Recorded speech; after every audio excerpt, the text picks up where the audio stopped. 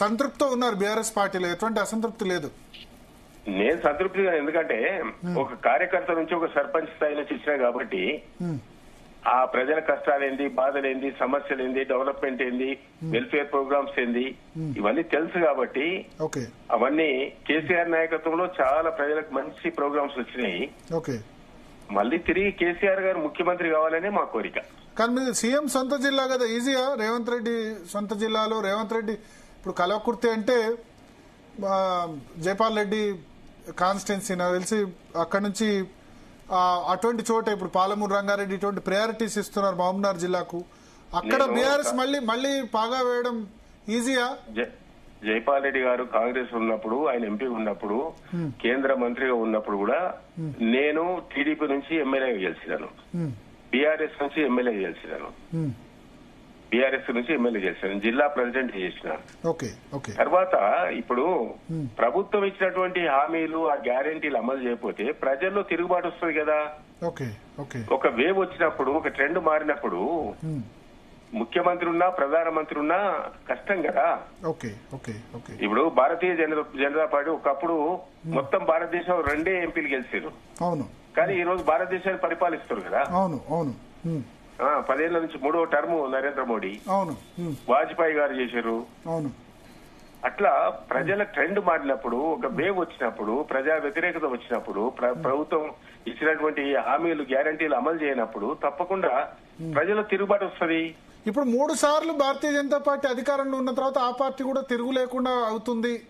తెలంగాణలో కూడా మొన్న 8 ఎంపీ సీట్లు వచ్చాయి, నెక్స్ట్ ఫ్యూచర్ భారతీయ జనతా పార్టీదే అంటున్నారు. అది దేశ ప్రజల మీద ఆధారపడి ఉంది, ప్రజలిచ్చే తీర్పు మీద ఆధారపడి ఉంది. అంటే తెలంగాణలో, ఎస్పెషల్లీ తెలంగాణలో అవకాశం లేదా ఆ పార్టీకి? ఇప్పుడు తెలంగాణలో ఎట్లుంటదంటే, మనకు ఇప్పుడున్న గతంలో ఉన్న ప్రభుత్వం కేసీఆర్ నాయకత్వంలో తెలంగాణ రాష్ట్రంలో ఎలాంటి అభివృద్ధి కార్యక్రమాలు, సంక్షేమ కార్యక్రమాలు చేసింది, ఎలాంటి సాగునీటి ప్రాజెక్టు చేసింది, మిగతా అన్ని డిపార్ట్మెంట్స్ ద్వారా ఏమేం చేసింది చూస్తారు, బేరీజ్ వేస్తారు. కాంగ్రెస్ ఇచ్చినటువంటి 6 గ్యారెంటీలు గాని, 420 పథకాలు గాని, ఇవన్నీ కూడా 20 నెలల కాలంలో ఎన్ని అయినాయి, మళ్ళీ వచ్చే రోజుల్లో ఎన్ని అవుతాయి, ఇప్పుడు ఇవ్వవలసినటువంటి అనేక హామీలు ఉన్నాయి, అవన్నీ కూడా బేరీ చేసుకుంటారు. బేరీ చేసుకొని ఏం చేస్తారంటే, అప్పుడు బీఆర్ఎస్ ప్రభుత్వం ఉన్నాడు బాగుందా, కాంగ్రెస్ వచ్చిన తర్వాత బాగుందా, మరి బీఆర్ఎస్ ప్రభుత్వం చేసే పథకాలు బాగున్నాయా, కాంగ్రెస్ ఇచ్చినటువంటి హామీలు గ్యారెంటీలు బాగున్నాయా, ఇచ్చినా ఇవన్నీ బేరీ చేసుకొని మరి కాంగ్రెస్ కేయాలన్నా బీఆర్ఎస్ కేయాలని చెప్పి నిర్ణయం తీసుకుంటారు. 2 పార్టీలు. బీజేపీకి అవకాశం లేదా తెలంగాణలో? బీజేపీకి అవకాశం అంటే బీజేపీకి ప్రభుత్వం ఏర్పాటు చేసేంత అవకాశం లేకపోవచ్చు. ఓన్లీ అక్కడ వరకే, ఓన్లీ 10-15 సీట్ల వరకే. సో మీరైతే ఈ టర్మ్ లో ఇప్పుడు 3.5 సంవత్సరాలు 2028లో ఒకటి క్లారిటీ చెప్పండి, 2028లో కల్వకుర్తి నుంచి బీఆర్ఎస్ నుంచే పోటీ చేస్తారా Jaipal Yadav?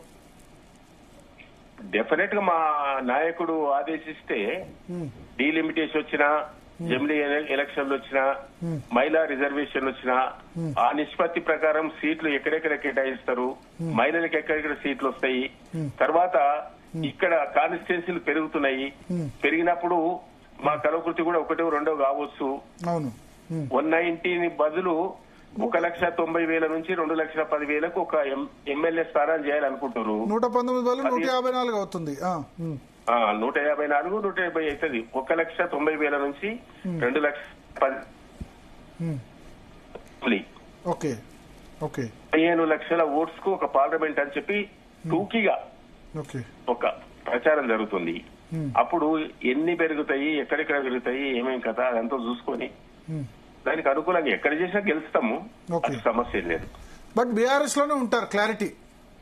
BRS okay. Thank you Jaipal Yadav గారు. సో మొత్తానికి స్పందన బ్లాస్టింగ్ న్యూస్. గువ్వల బాలరాజ్